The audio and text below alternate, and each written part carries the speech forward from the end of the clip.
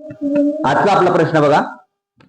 राघवरावांनी 3,587 रुपयांची बियाणे आणि 4,655 रुपयांची खते विकत घेतली. तर बियाण्यापेक्षा खतावर किती जास्त खर्च आला? ज्यावेळेस असा टाईपचा प्रश्न येतो त्यावेळेस सिंपल वजाबाकी करायची असते. काय करायची बघा. राघवरावांनी 3,587 रुपयाचे बियाणे आणि 4,655 रुपयाची खते. मोठी संख्या कोणती आहे? 4,655. म्हणून 4,655 लिहून घ्यायचे. त्याच्यामधून राघवरावांनी 3,587 रुपयाचे बियाणे घेतले. 3,587 रुपयांचे काय घेतले?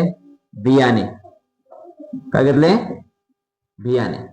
आणि इकडे खते घेतले बघा. आता वजाबाकी करून टाका. म्हणजे आपल्याला काय येणार आहे? बियाण्यापेक्षा खतावर किती जास्त खर्च झाला आपल्याला इथं मिळणार आहे. 5तून 7 जातात का? नाही. मग एक हातच्या घेतला, 15 झाले. 15तून 7 गेले सांगा. 15तून 7 गेले 8. एक हातच्या खालच्याला देऊन टाकला. 8 आणि 1 9 झाले. 5तून 8 9 जातात का? नाही. पुन्हा हातच्या घेतला. 15तून 9 गेले 6. पुन्हा हातच्या खाली देऊन टाकला. 5 आणि 1 6. 6तून 6 गेले 0. आणि 4तून 3 गेले 1. म्हणजे आपलं उत्तर किती आलं? तर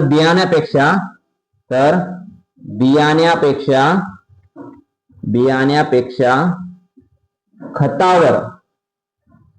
खतावर किती रुपये? 1,068 रुपये खर्च. 68 रुपये जास्त खर्च झाला. समजला प्रश्न? समजला?